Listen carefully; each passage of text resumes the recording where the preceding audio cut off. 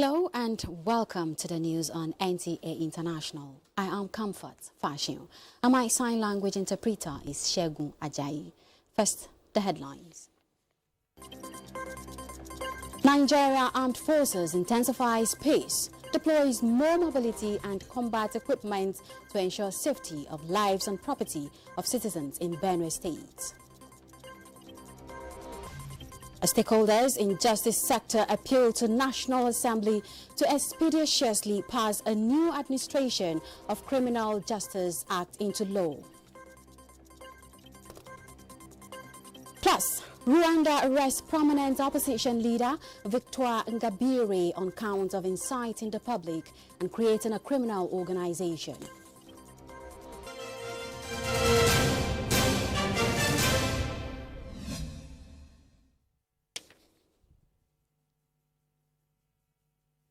The inaugural West Africa Economic Summit, WIES, has officially commenced in Abuja, with regional leaders urged to revise the ECOWAS protocol on free movement and eliminate non-tariff barriers to unlock the full potential of intra-regional trade.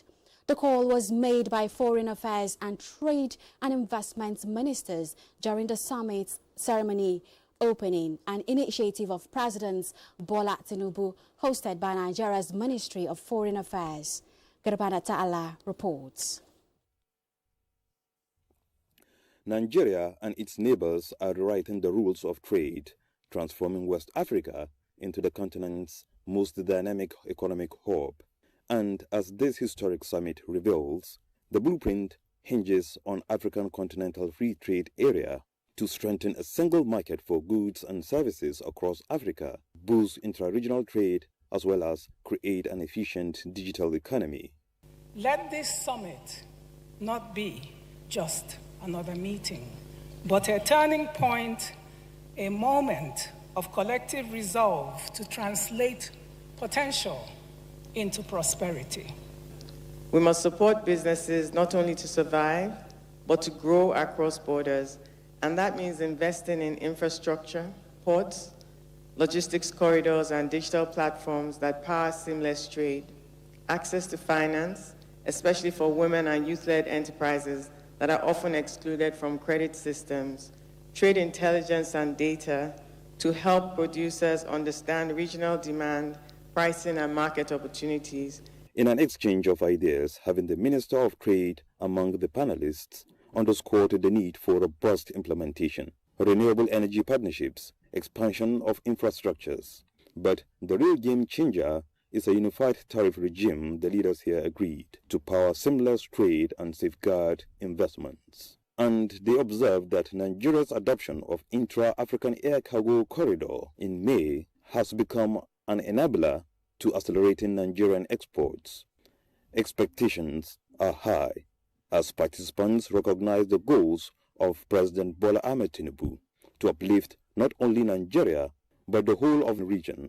Some of the provisions of the ECOWAS Treaty, especially the rules of origin clause, that I know very well, is being abused by smugglers.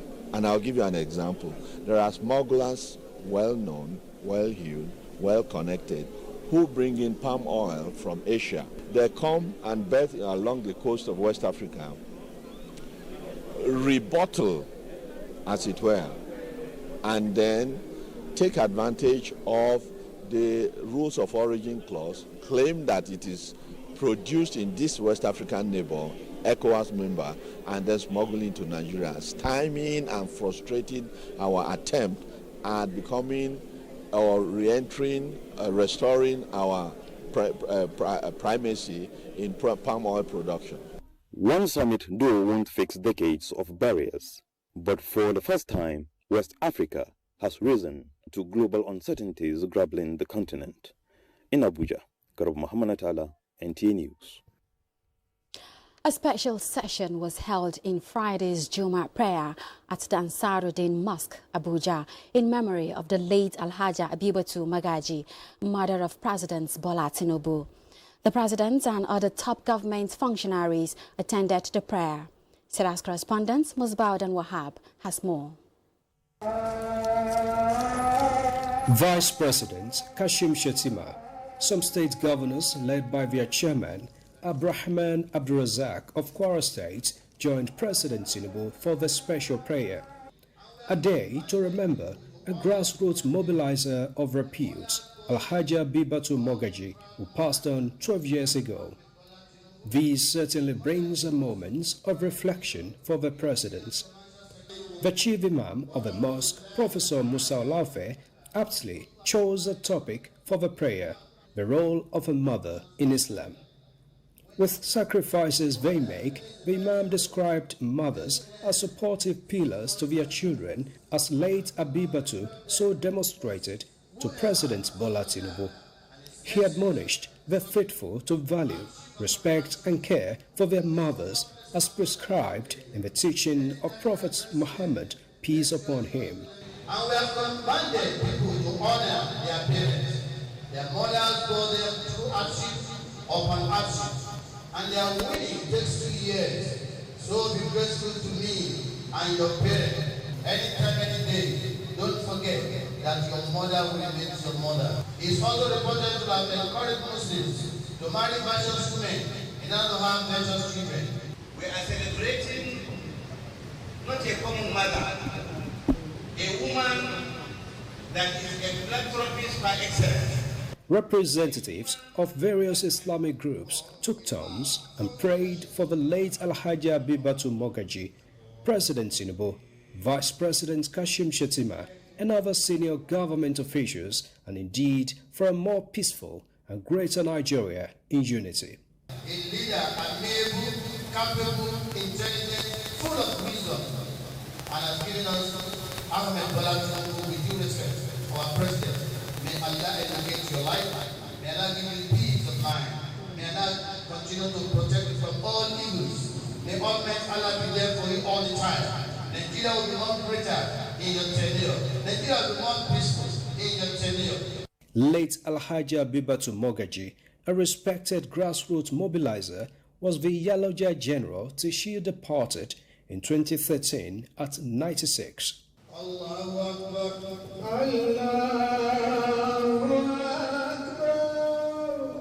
In Abuja, Musbal and Wahab, NTA News. Nigeria's First Lady, Oluremi Tinubu, has appealed to Nigerians to work with government in building more inclusive communities where refugees and internally displaced persons are not just welcomed, but truly embraced and supported. The appeal contained in her message marking this year's World Refugee Day also implores refugees, once supported, to reciprocate by being law-abiding and contribute meaningfully to their host community. She says a theme, community as a superpower, speaks to the heart of what the community can do to contribute to the most vulnerable among us. While noting that refugees across Nigeria and the world have shown remarkable strength, the First Lady emphasizes that it is often the kindness of neighbors, the open arms of strangers, and the unity of communities that turn survival into hope and hope into healing. The European Union, EU and United Nations High Commissioner for Refugees, UNHCR, have signed a new partnership agreement to continue providing protection and humanitarian assistance to Congolese refugees and asylum seekers residing in Nyarugusu camp. Chukwunonso Nwabweze reports that the deal also captures new arrivals who are temporarily hosted at the transit center in Kigoma region, Tanzania. Through a contribution of €3 million, the EU will support UNHCR's efforts to deliver timely, life-saving and protection-sensitive assistance and services in health, wash, shelter and education, including specialized services to persons with specific needs fleeing violence from the Democratic Republic of Congo, DRC. The EU ambassador to Tanzania and East African Community, Christine Graru, at the signing of the partnership in Tanzania said the global increase in crisis has led to an unprecedented number of refugees in urgent need of support around the world. The crucial agreement, she emphasized, will directly benefit refugees in Tanzania, ensuring their protection, enabling them to live dignified lives and supporting their access to livelihoods. She reaffirmed the commitment of the European Union to humanitarian values and international solidarity, expressing EU's readiness to continue working with key partners to address global challenges and uphold the rights and dignity of every individual seeking refuge. Since the beginning of 2025, the UN Refugee Agency, in collaboration with national and international partners, have continued to support the government of Tanzania in receiving new arrivals in the Kigoma region. From January to June this year, over 3,000 refugees have been received in Kigoma, with UNHCR and partners providing services to 85,105 Congolese refugees residing in Yarugusu camp. Given the dire circumstances under which many refugees flee, often with only clothes on their backs and a few belongings, access to health, shelter, clean water, hygiene and sanitation facilities are critical. These services not only reduce mortality and morbidity, but also uphold the dignity, protection and overall well-being of asylum seekers and refugees. UNHCR representative in Tanzania, Hussein Anjum, said, "Standing with Congolese refugees and asylum seekers in Tanzania is not just the agency's responsibility, but a reflection of a shared humanity." He stated that through the steadfast support of partners like the EU, the collaboration is not only meeting urgent needs, but investing in dignity, resilience, and the foundations of lasting peace for families who deserve hope and a future. The UN Refugee Agency requires an estimated $14 million to respond to the DRC emergency in Tanzania, including $5 million for preparedness and appeals for more humanitarian and international community support. As of 31st May 2025, Tanzania hosts over 230,000 refugees, mainly from Burundi and the DRC. Chukunonsonwa Bweze, NTA News. Ahead of the October 2025 presidential election, prominent Cameroonian figures are calling on citizens to use the ballot box to reject longtime President Paul Biya. A coalition of university lecturers, civil society members and traditional leaders issued a public appeal urging Biya, in power since 1982, that is 43 years ago, not to stand again or to be voted out if he does. They argue that at 92 years old, Biya's continued rule symbolizes a stagnant political system ill-suited to address urgent crises such as the Anglophone conflict, economic hardship and endemic corruption. These collective voices have sparked fresh debate, while some local mayors and traditional chiefs insist Biya's embodies stability. Others, including church leaders, describe his candidacy as unrealistic and warn it threatened democratic process. Rwanda has arrested prominent opposition leader Victoire Ingabire, who is being held at a detention facility in the capital, Kigali, on charges of inciting the public and creating a criminal organization. A state investigative agency said Ingabire was freed in 2018 after serving 6 years of a 15-year jail sentence handed to her in 2012. Following her conviction on charges related to conspiring to form an armed group and seeking to minimize the 1994 genocide. She is now accused of playing a role in creating a criminal organization and engaging in acts that incite public disorder. In a renewed effort to enhance troop mobility and operational effectiveness in the north-central region, the Chief of Defense Staff, General Christopher Musa, and the Chief of Army Staff, Lieutenant General Olufemi Oluyede, have delivered a substantial consignment of mobility and combat equipment to the headquarters Joint Task Force Operation Wild Stroke in Makurdi, Benue State. In a statement signed by the Acting Information Officer, Operation Wild Stroke, Lieutenant Ahmed Zubairu, the newly deployed assets comprising troops carrying vehicles, gun trucks, personal protective equipment and other 100 motorcycles are aimed at boosting tactical agility, combat force, protecting and the overall combat readiness of troops operating in the region against persistent asymmetric threats. Acknowledging the developments, First Commander Operation Wild Stroke Major General Moses Gara emphasized that the delivery reflects the Defense Headquarters' commitment to fostering synergy across military and security agencies. We take a break now. Stay with us. We'll be back shortly. Kenya has handed over the flag for the hosting of Africa Public Relations Association APRA Conference 2026 to Nigeria, marking another win for Africa's most populous country, which also secured hosting rights for World Public Relations Forum, WPRF, November next year. Haman Jabani reports. Congratulations, Nigeria. A little bit of music.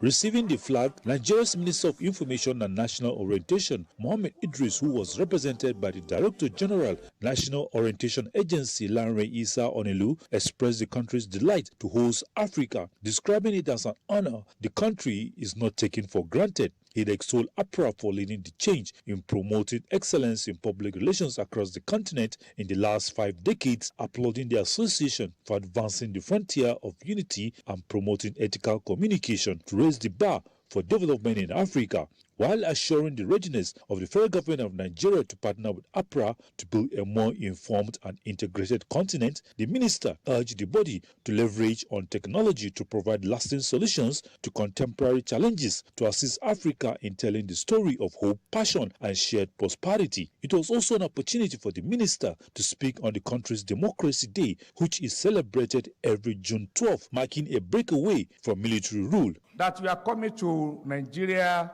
you are coming home. So when you leave your country, please imagine that you are going home.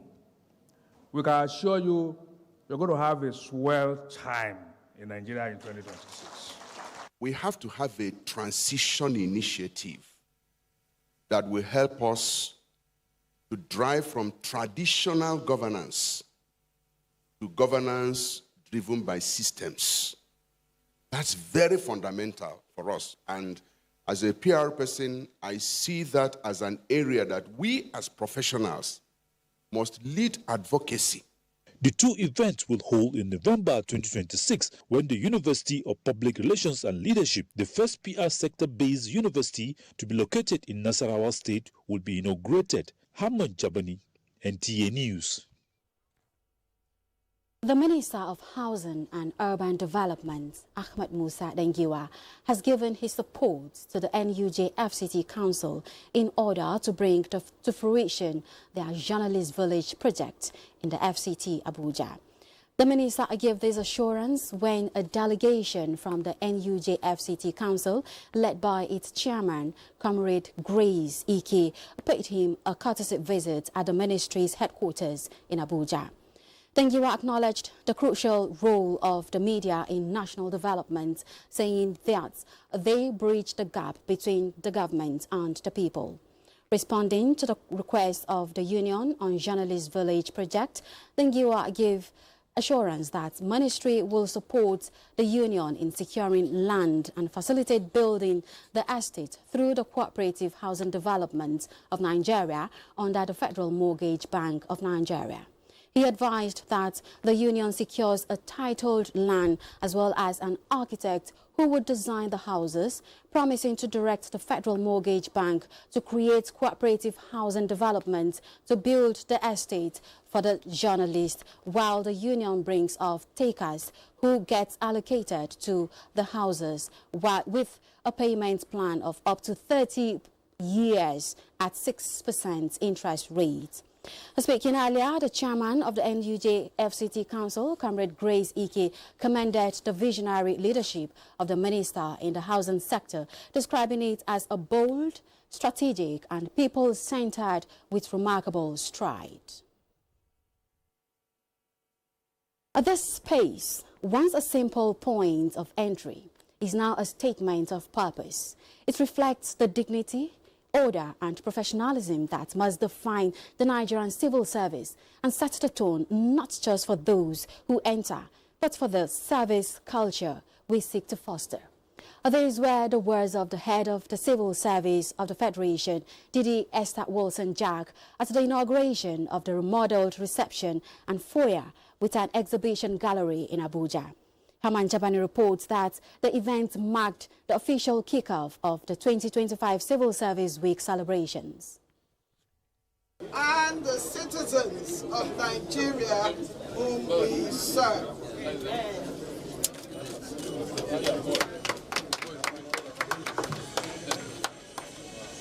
Okay, y'all welcome. The project is widely seen as a strong reminder that infrastructure in the public service goes beyond physical convenience.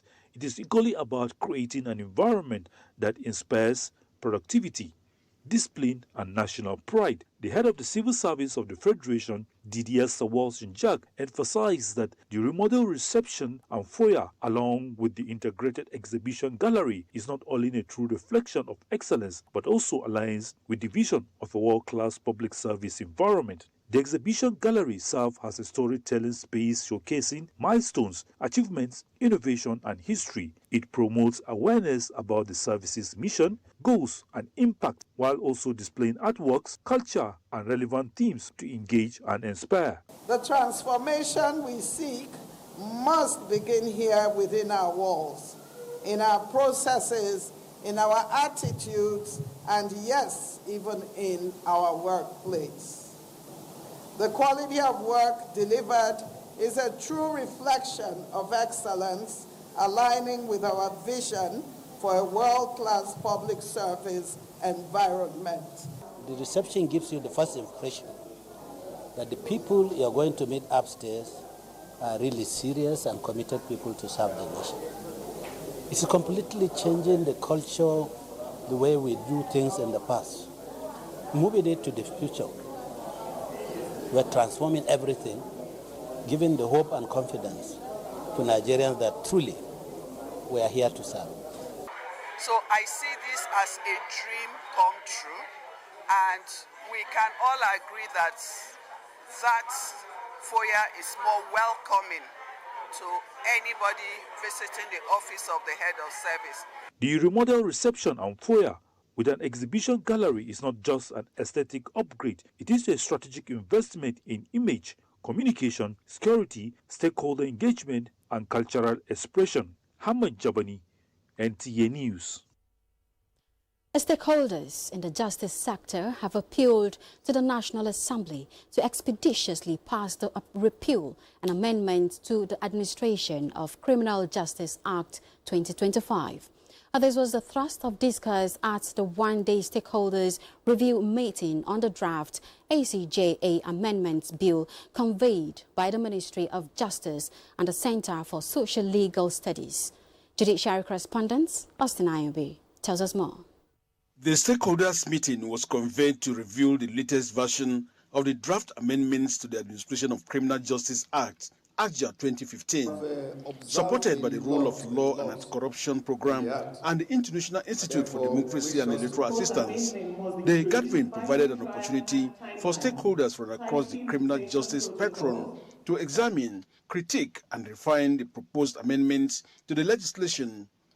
President of the Center for Social Legal Studies, Professor Yemi Akinse George, Senior Advocate of Nigeria, said the proposed ACJA Amendment Bill was passed by the House of Representatives in 2023. We compile your valuable contributions and re-engage the National Assembly in a bid to revive and fast-track the legislative process, which would bring about the passage. He said the Administration of Criminal Justice Monitoring Committee, alongside other key actors, has put forward additional suggestions aimed at closing gaps and strengthening the bill. The meeting, therefore, is to harmonize diverse views and consolidate them into final version that meets the needs of the evolving justice system. Stakeholders have used the delay by the Senate in passing it to now make more recommendations for improvement. So we are appealing to the Senate, to please pass the bill as soon as they receive the recommendations that are coming from this meeting. Eliminating de novo trials following judge transfer, retirement or death, and enhancing the institutional framework are some of the areas being looked into, while commending the Attorney General of the Federation and Minister of Justice for the ongoing reforms in the justice sector. He called on the legislature to support the innovation being made. In Abuja, Austin Anyebe, NTA News. And that's the news. Thanks for being a part of it. I am Comfort Fashion.